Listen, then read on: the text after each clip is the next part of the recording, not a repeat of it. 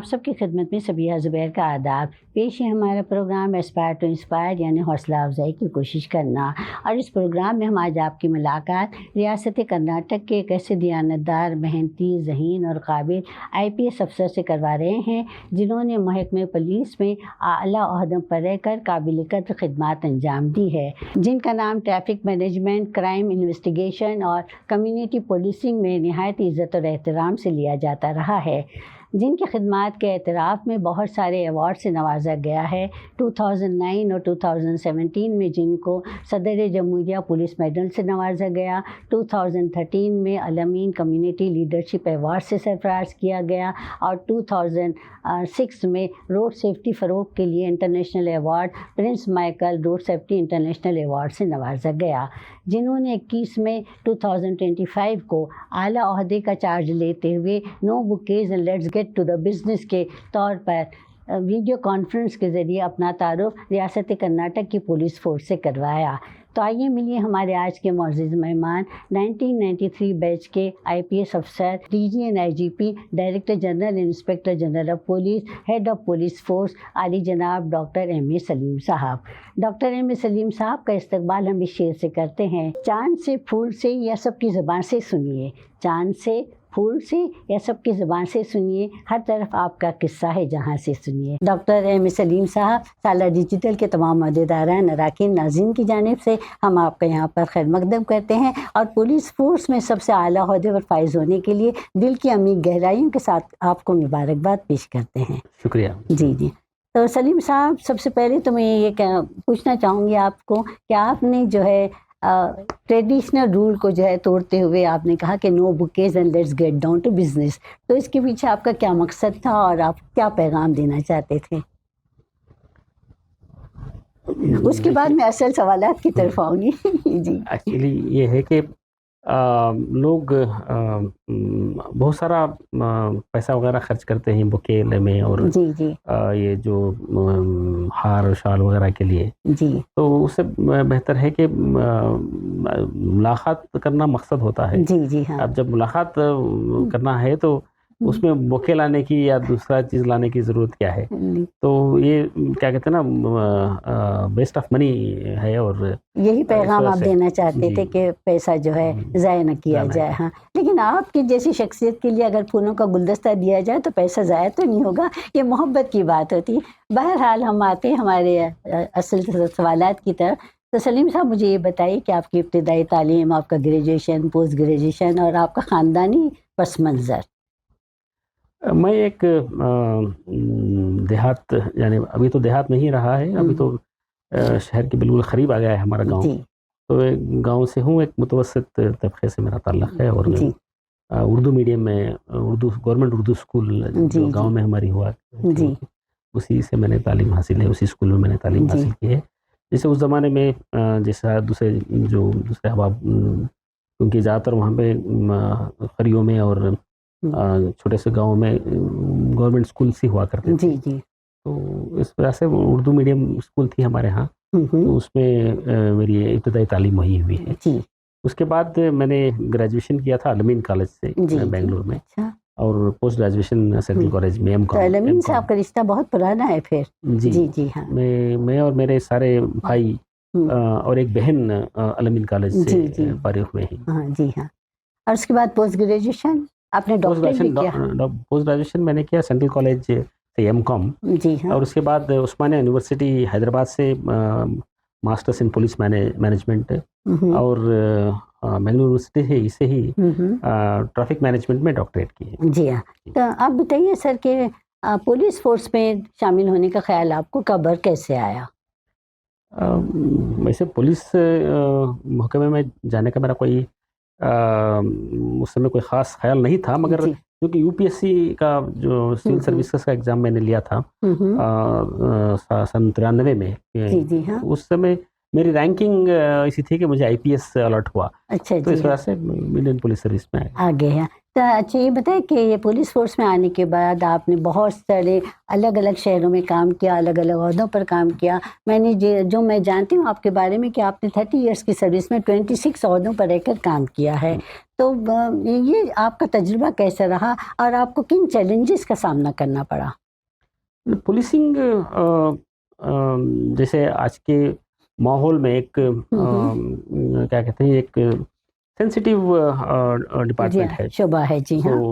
उस वजह से हर जगह अलग अलग, हर डिस्ट्रिक्ट में या हर शहर में अलग अलग मसले मसाइल होते हैं। जी। जैसे पुलिसिंग के, जैसे लॉ एंड ऑर्डर हो, हम्म, क्राइम इन्वेस्टिगेशन या क्राइम डिटेक्शन हो, जी या हाँ। फिर ट्रैफिक मैनेजमेंट हो, या जनरल पुलिस एडमिनिस्ट्रेशन हो। ये सब जो है अलग अलग शोबे हैं जो हम्म, और अलग अलग इलाकों में अलग अलग तरह के चैलेंजेस होते चलिए हैं। सर, जी तो हाँ। एक हर आईपीएस ऑफिसर को गवर्नमेंट अलग अलग जगह पे भेजती है ताकि जी जी हर शोबे का तजुर्बा हो जाए। जी हाँ। और साथ ही साथ जब वो सीनियर लेवल पर आए तो काफ़ी मुस्तहकम तरीके से काम कर सकें। काम कर सकते हैं, तो आपने ऐसे ही किया जी हाँ। तो इन अलग अलग शहरों पर यानी जाने का तजुर्बा आपका कैसा रहा? वेल, अलग अलग जगह पर आपने अलग अलग चीजें सीखी, क्या आपने लोगों को अलग अलग चीजें सिखाई? हाँ, हमारे कर्नाटक के अंदर ही अगर आप देखें तो अलग अलग रीजन्स हैं। हम्म, अलग अलग इलाकों में अलग अलग तहजीब तमद्दुन जी हाँ। थोड़ा जुदागाना है। जैसे आप कोस्टल एरिया में मैंने काम किया है, हम्म, साहिली इलाकों में वहाँ का रहन सहन और जी हाँ। वहाँ के मसले मसाइल जो है थोड़े मुख्तलिफ हैं।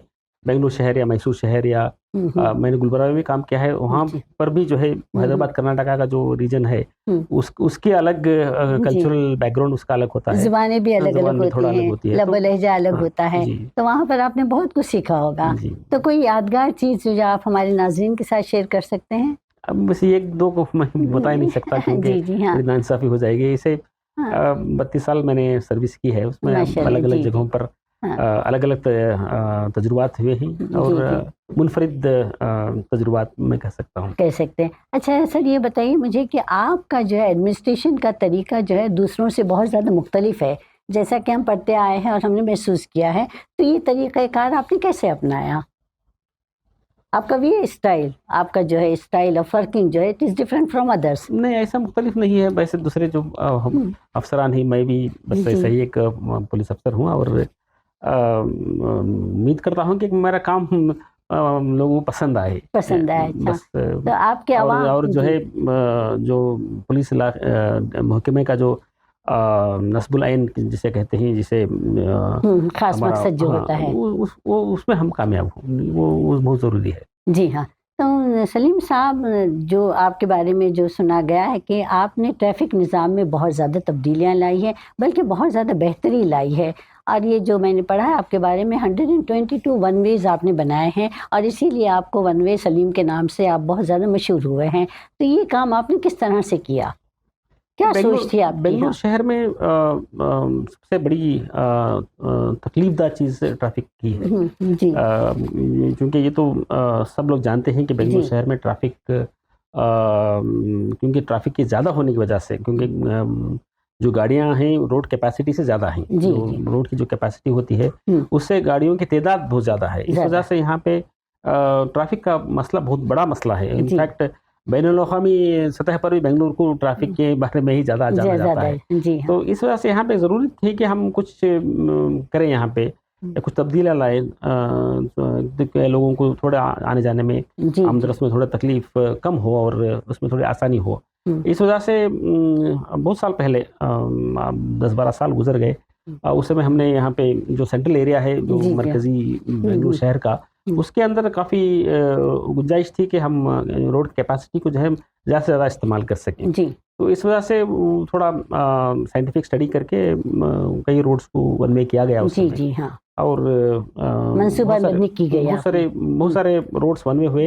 हुँ, इस वजह से जो मरकज़ी एरिया है बेंगलुरु शहर का, उसमें ट्रैफ़िक ठीक-ठाक है। हुँ, उतनी ज़्यादा तकलीफ़ नहीं है जैसे आप हुँ। आउटर रिंग रोड या व्हाइटफ़ील्ड या चलिए। केआरपुरम हुँ, उस इलाके को अगर आप मुआवजा करें तो यहाँ का निज़ाम थोड़ा ठीक है। जी हाँ, लेकिन सर मैं ये कहना चाहती हूँ आपके ट्रैफिक निज़ाम के बारे में हमारी आवाम भी जो है बिल्कुल नाबलद है, वो भी नहीं जानते कि और अक्सर मैंने देखा कि रोड पर खड़े होते या तो ट्रैफिक पुलिस के साथ झड़प हो जाती या फिर उन पर फ़ाइन आयद किया जाता है। यानी अभी तक भी हमारी आवाम में बेदारी लाने के लिए पुलिस फोर्स क्या कर सकती है कि उनको ट्रैफिक निज़ाम के बारे में, ट्रैफिक रूल्स के बारे में उनको बराबर से बताया जाए? अगले पिछली सदी के 90 के दशक तक हमारे यहाँ बेंगलुरु शहर में ट्रैफिक की सिचुएशन काफ़ी अच्छी थी और जी, लोग जी। भी जो है काफ़ी कोऑपरेटिव थे। सारे कानून के ऊपर अमल भी करते अमल थे। करते थे। जी हाँ। मगर वो 2000 ईस्वी के बाद जब गाड़ियों की तादाद बढ़ती गई हम्म। और महदूद सड़कें होने की वजह से चूंकि कंजेशन ज़्यादा होना शुरू हो गया था, जी तो जी। इस वजह से लोगों में थोड़ा फ्रस्ट्रेशन, क्या कहते हैं, हाँ। बेइत्मीनानी थोड़ा ज़्यादा हो जाती है। उस वजह से लोग जो है थोड़ा कानून की खिलाफ वर्जी करते हैं। जी करते हैं और थोड़ा फ्रस्ट्रेशन भी हो जाते हैं। जी तो हाँ। ये बात यही है, उस वजह से बेंगलुरु शहर के अंदर थोड़ा जो कानून की पाबंदी होनी है वो उतनी ज़्यादा नहीं हो पा रही और है। नहीं, हमने ये भी देखा है कि ट्रैफिक पुलिस जो है वो भी लोगों को हरेस बहुत करती है। जी हाँ। नहीं, वो बहुत पहले हुआ करता था। अभी तो जो पुलिस रेगुलेशन के ऊपर ज़्यादा तवज्जो दे रही है। जी जी।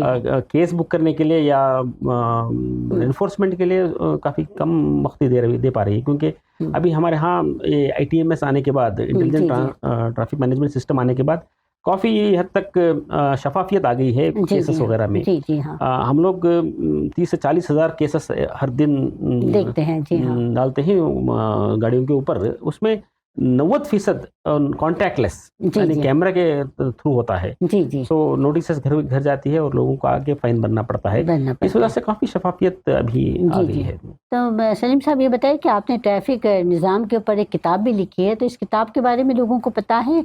लोग पढ़ रहे हैं इस किताब को? ये ट्रैफिक मैनेजमेंट काफ़ी मालूमाती किताब है ये। जी हाँ। मेट्रोपॉलिटन सिटी से ये एक्चुअली लिखी गई है ऑफिसरों के लिए, ट्रैफिक जी। ऑफिसर्स और ट्रैफिक इंजीनियर्स जो होते हैं, जी जी।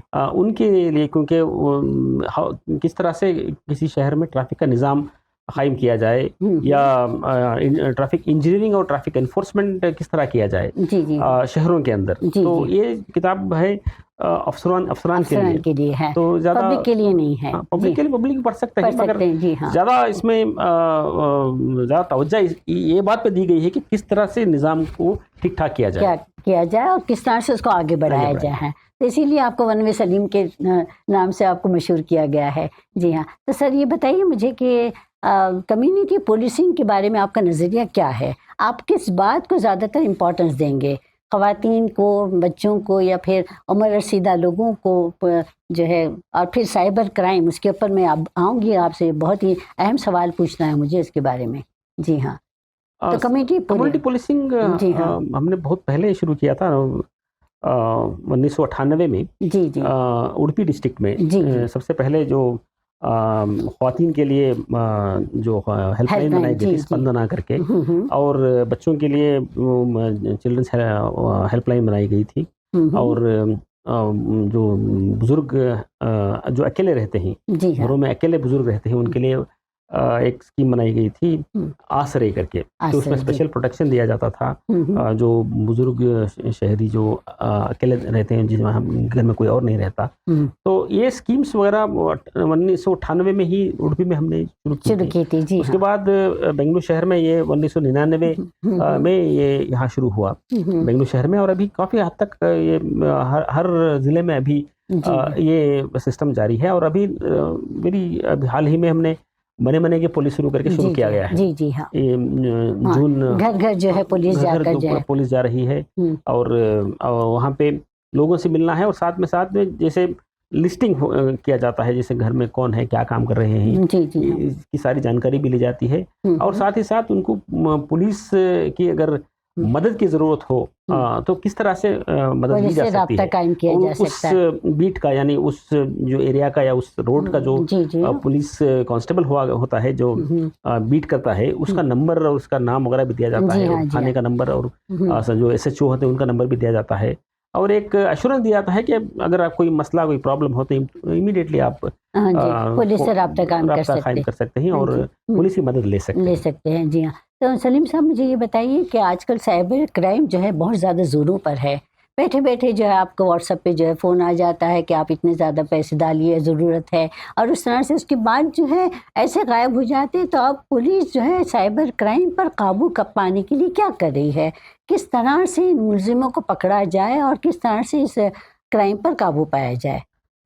देखिए, टेक्नोलॉजी ने हमारी ज़िंदगी में काफ़ी आसानियाँ मैं खुद इसका बना दी हैं। शिकार रह चुकी हूँ, इसलिए बता रही हूँ आपको। टेक्नोलॉजी जी। ने काफ़ी आसानियाँ फराहम जी कर दी हाँ। हैं। आजकल टेक्नोलॉजी की वजह से हम लोग हाँ। हमारी ज़िंदगी का मेयार भी काफ़ी अच्छा हो गया है। जी, जी। मगर एक मुनफ़ी पहलू भी है। जी हाँ। उसके तहत थोड़े जो मुजरिमाना ज़हन रखते हैं, हुँ। वो लोग थोड़ा इस टेक्नोलॉजी को है इस्तेमाल करके हुँ। जुराइम कर रहे मुलविस हो हैं। जाते हैं। हाँ। और तो उस वजह से इनको आज इनको हिरासत में सर, इनको हिरासत में लेने का कोई तरीका नहीं, कोई ऐसी नहीं टेक्नोलॉजी नहीं है जो नहीं, ये इनको दूसरे जुराइम की तरह नहीं है। जैसे नहीं है? अब कोई आज चोर आया है, चोरी करके चला गया, वो यहीं का फिजिकल मतलब वो जिस्मानी तौर पर नहीं रहता है, और उसको पकड़ना और उसके ऊपर केस करना और प्रोसिक्यूट करना काफ़ी आसान होता है। पर चूंकि साइबर क्राइम में जो मुजरिम होते हैं जी। वो ट्रांस जुरिडिक्शनल होते हैं। मतलब जी। कभी बहुत सारे हम ऑलमोस्ट 50 to 60% जो है वो मुजरिम जो है हिंदुस्तान में ही नहीं रहते, वो जी, बाहर जी। के मुल्क में बैठ के ये सब जुर्म करते हैं, क्योंकि इसका टेक्नोलॉजी का इस्तेमाल इस तरह किया जाता है जी, कि जी। कहीं भी दुनिया के किसी कोने में बैठ के आप कर सकते कर हैं सकते हैं। और लाखों रुपए ले लेते हैं वो इस लोग। वजह जी। से ये इन जुराइम को पता लगाना और उनको जी, एक जी। फाइनल जो वर्डिक्ट होता है, जैसे फाइनल उनको कन्विक्शन लेना या उनको प्रोसिक्यूशन के तहत लाना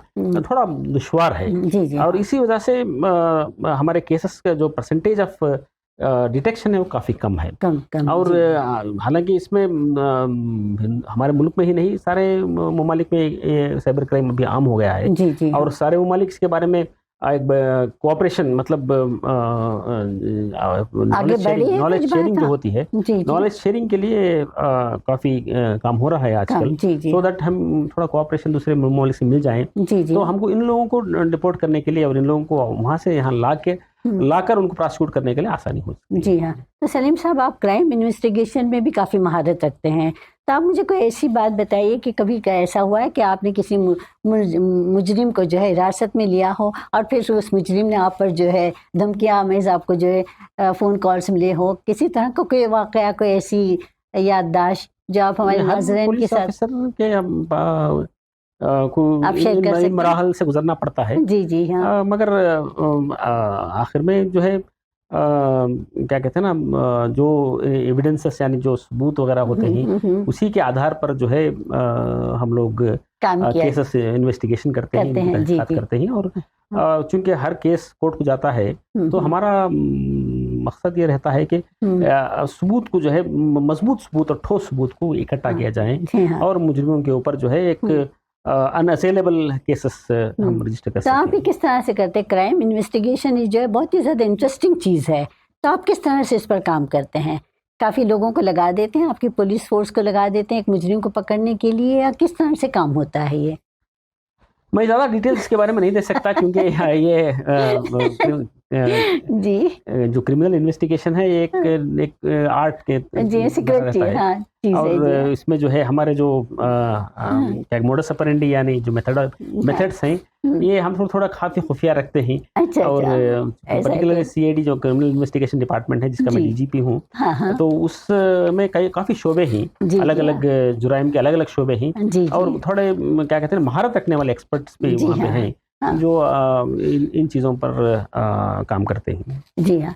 तो आप ये बताएं कि उर्दू ज़ुबान से आपका ताल्लुक़ है, आपने जैसा कि अभी बताया कि आपने मादरी ज़ुबान आपकी उर्दू है और आपने बचपन से उर्दू पढ़ी है, तो आप ये बताइए कि पुलिस महकमे के ज़रिए उर्दू की तरक्की के लिए कोई काम किया जा सकता है? कैसे प्रोग्राम्स किए जा सकते हैं कि जिससे उर्दू ज़ुबान की भी तरक्की हो? उर्दू ज़बान फ़रोग़ के लिए है? मीठी ज़बान है, बट बदकिस्मती से आजकल जो बच्चे हैं आजकल जो पढ़ रहे हैं, जी, जी। वो थोड़ा उर्दू से नाबल्द हैं। नावल है, जी तो हाँ। हम जैसे हम वो लोग सोशल बूढ़े मी लोगों की ज़बान होकर रह रही है। जी, ज़रूरी ये है कि ज़बान को थोड़ा और तरक्की करने के लिए तो सिविल सोसाइटी आगे आए हाँ। और इस पर तवज्जो दें। यहाँ पर मैं कहना चाहूँगी कि उर्दू जिसे हम अपनी मादरी ज़ुबान कहते हैं वो सिर्फ माओं की रह कर हो गई है, बेटे और बेटियों की नहीं रही। नहीं, हम आप- सरकारी तौर पर हम कन्नड़ा और अंग्रेजी का इस्तेमाल होता है। करते हैं जी हाँ। कन्नड़ा ज़बान हमारी सरकारी जी ज़बान जी है हाँ। और हम चाहते हैं कि सभी लोग कन्नड़ा को सीखें और कन्नड़ा ज़बान एक बहुत अच्छी ज़बान है, मीठी ज़बान है और सब लोग कन्नड़ा ज़बान सीखें। हालांकि रिवाज भी यह है कि 3-4 ज़बान हर आदमी आराम से सीख सकता जी है। जी हाँ। तो कन्नड़ा ज़बान चूँकि हमारी सरकारी ज़बान है तो सबको सीखना चाहिए और इसका इस्तेमाल भी करना चाहिए, क्योंकि सरकारी तौर पर हम जी हर हाँ। काम कन्नड़ा ज़बान में ही करना करते हैं। जी हाँ जी हाँ, इलाकाई ज़बान है तो ज़ाहिरी बात है। अच्छा सर ये बताइए कि आपने जो है मुलज़िमों के लिए जो है ये मुतासरीन के लिए जो है बहुत ही ज़्यादा आसान काम कर दिया है। आप जिस तरह से अब मैसूर में अहलकारों से आपने जो मुलाकात की थी और वहाँ पर आपने कुछ इक़दाम तजवीज़ किए थे, तो ये इसके बारे में बताइए कि क्या वो थे? कि उसको जो है मैं इस तरह से कहना चाहूँगी कि आपने मुतासरीन के लिए जो है आसान कर दिया है। नहीं, हमारे यहाँ एक विक्टिम सेंट्रिक अप्रोच हाँ, बोलते हैं। हाँ, जी हाँ, विक्टिम सेंट्रिक जी हाँ। विक्टिम सेंट्रिक अप्रोच में जो है जो किसी जुर्म का विक्टिम होता है यानी जी मुतासिर हाँ। होता है, तो उसके ऊपर ज़्यादा तवज्जो दिया जाए, हाँ क्योंकि जी। हमारा क्रिमिनल जस्टिस सिस्टम में ज़्यादातर फोकस क्रिमिनल के ऊपर होता है जी जी हाँ। कि किस तरह से मुजरिम को पकड़ा जाए और मुजरिम को सज़ा दिलवाने की जी कोशिश जी की जाए। इसके ऊपर हमारी सारी तवज्जो उसके ऊपर होती है। जी मगर जो जुर्म से जो विक्टिम होता है यानी जो मुतासिर जैसे कहते हैं, जी, जी। वो अगर उसके ऊपर ज़्यादा तवज्जो नहीं दी जाती। नहीं जी, तो हमारा ये एक फोकस यानी मतलब एक पैराडाइम शिफ्ट है जी, कि ज़्यादातर हम कोशिश करें कि जो विक्टिम ऑफ क्राइम है उसकी मदद ज़्यादा करें, ज़्यादा की जाए और उसकी और जो केसेस जो हो रहा है उसके बारे में उसकी जानकारी दें। कई बार ऐसा होता है कि विक्टिम ऑफ क्राइम को पता ही नहीं चलता कि उसका केस क्या हो रहा है। क्या हो रहा है? जी जी तो हाँ। ओनली जब वो आएगा कोर्ट में गवाही देने के जी लिए, जी हाँ। उसी वक्त उसको पता चलता है कि केस में क्या हुआ है। क्या हुआ है? जी जी तो उसके बजाय हर केस के हर स्टेज में अगर उसको हम साथ लेकर चलें जी जी और हाँ। उसको हर जानकारी देते रहें और जो भी माल या वगैरह उसने गंवाया है उसको वापस दिलाने में मदद की जाए, तो इससे जो है मुतासिरीन जो होते हैं उनको भी जी, थोड़ा जी। थोड़ी क्या कहते हैं वो कंसोलेशन मिल जाता है उनको मिल भी थोड़ा। जाता है। जी हाँ, लेकिन उसका हल कुछ निकल सकता है क्या सर इस तरह से करने से? आपने जैसा कहा विक्टिम सेंट्रिक आपने बना दिया है, तो विक्टिम सेंट्रिक बनाने से इनका इस हालात का हल निकाल सकते हैं आप? नहीं, एक्चुअली मुश्किलात का?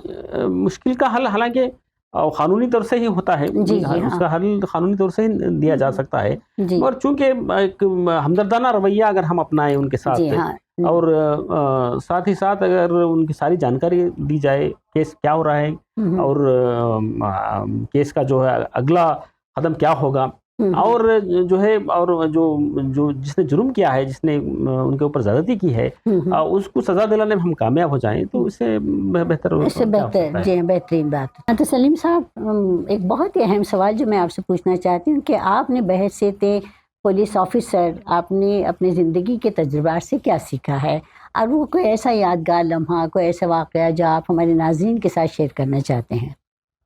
सबसे बड़ी चीज़ जो सर्विस सिखाती है क्या जी। मेहनत करना है।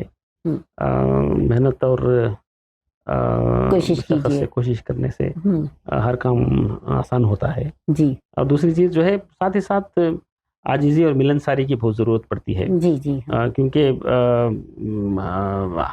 लोगों के मसाइल मुख्तलिफ होते हैं। जी जी मुख्तलिफ लोग मुख्तलिफ मसाइल लेकर आते हैं जी जी और उनका हल करने के लिए या फिर उनका जो दर्द या जो कुछ जो गम में आते हैं उनका अगर दर्द या गम कम करना है तो ज़रूरी है कि वो सेंसिटिविटी क्या कहते हैं ना उनको उस एहसास होना चाहिए। हाँ जी हाँ। ये बहुत ज़रूरी है। जी जी तो इससे जो है लोगों को जो है हमारे से मैंने पुलिस डिपार्टमेंट से फ़ायदा होता है। जी हाँ। तो मैं ज़्यादातर सबको यही कहता हूँ कि प्यार, मोहब्बत, हमदर्दी और रवादारी ये बहुत जी ज़रूरी है जी हाँ। अगर आप कामयाब होना चाहें। जी हाँ। और अगर खुदा न खास्ता किस तरह की मजहबी हम आहंगी हो तो जो है बहुत सारी चीज़ों पर काबू भी पाया जा सकता है। आप ये बताइए कि अगर खुदा न खास्ता आपके सर्विस के दौरान किसी तरह के मजहबी फसादात हुए हैं कभी? और आपने बहुत हुए। बहुत हुए और आपने बहुत कुछ देखा है। लोग एक दूसरे की मदद करते हैं। हाँ, मैंने पहले ही कहा है, प्यार, मोहब्बत, हमदर्दी और रवादारी, रवादारी यही लोगों को जोड़ती है। जी जी हाँ। और साथ ही साथ जो है जो कम्युनल हार्मनी जिसे कहते हैं, जी हाँ। और सोसाइटी में, समाज के अंदर अगर एक अहम आहंगी आना है, जी तो हाँ। ज़रूरी है कि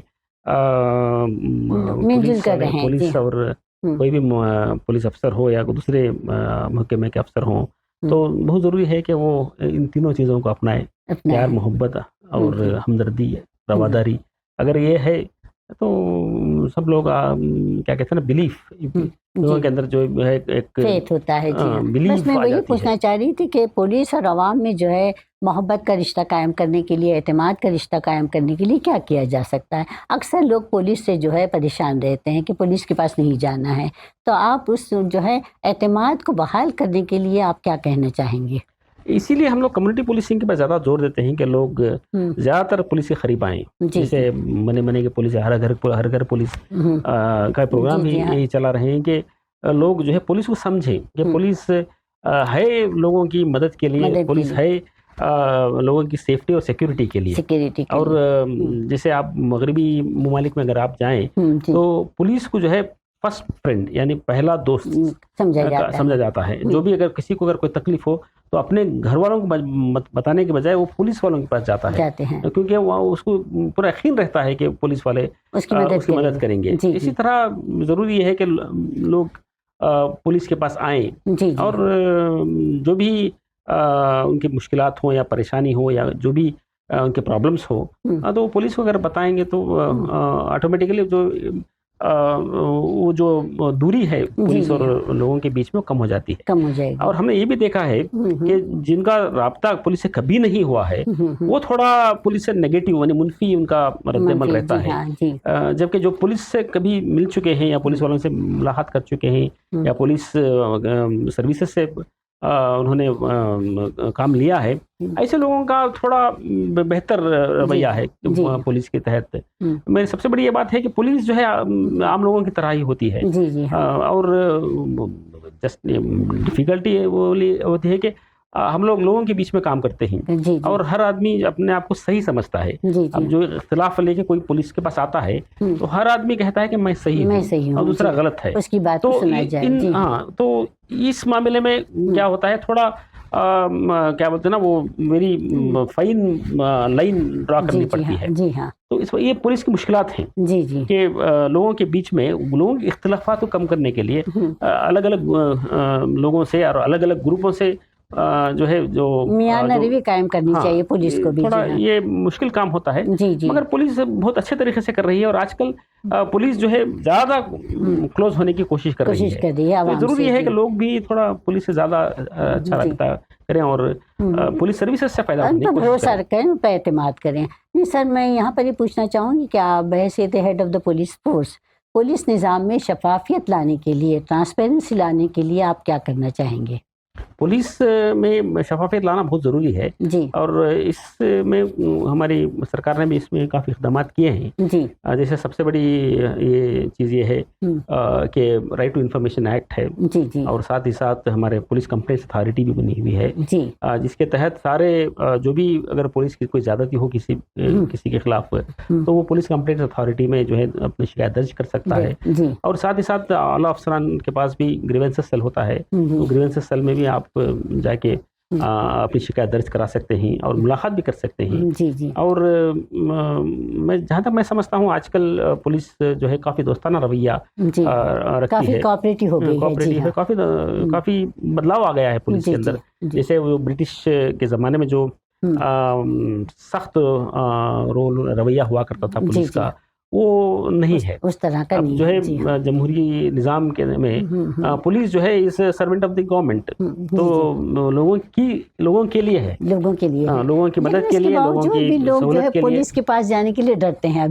अभी भी वो एतमाद बहाल नहीं हुआ है सर। जैसे मैंने पहले कहा हाँ है जी कि जो लोग पुलिस वालों के पास आए हैं हाँ और पुलिस सर्विसेज देखे हैं, जी उनको उतना ज़्यादा मुनफी रवैया नहीं है। नहीं रहे। जी हाँ जो कभी गए नहीं, अभी भी थोड़ा वो तो दूरी बरकरार रखे हुए हैं। अदरवाइज पुलिस जो है जैसे आम लोग हैं जी, जी। इस तरह पुलिस भी इसी तरह ही तो है। सर क्या आप नहीं समझते कि पुलिस और आवाम के दरमियान शफाफियत लाने के लिए किसी तरह की वर्कशॉप का इंतजाम करना चाहिए ताकि आवाम और पुलिस मिलजुल कर बातचीत करें और अपने आपस के मामलात को पहले तय करने की कोशिश करें?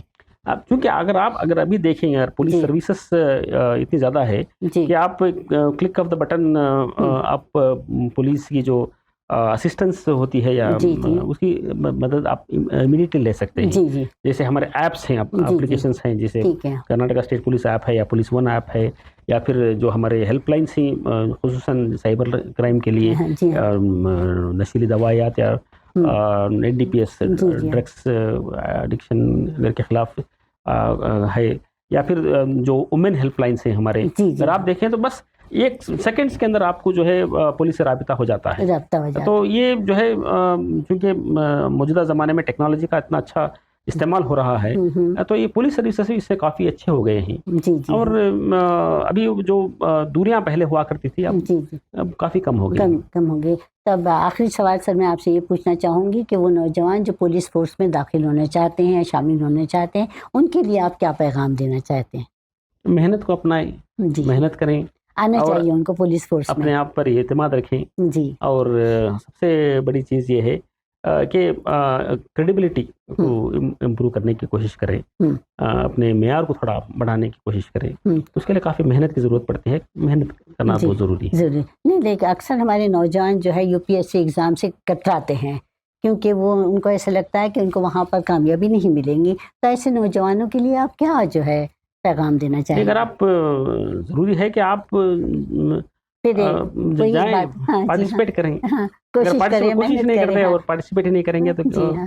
कुछ हल नहीं निकलेगा। जी। ज़रूरी है कि आप कोशिश करें, और मेहनत करें। इल्म हासिल करें। हाँ। जैसा कि मैंने सुना है कि आप बहुत ज़्यादा पढ़ते हैं, तो पढ़ना बहुत ज़्यादा ज़रूरी है। नॉलेज में इज़ाफ़ा करना बहुत ज़्यादा ज़रूरी है जी। नौजवानों के लिए।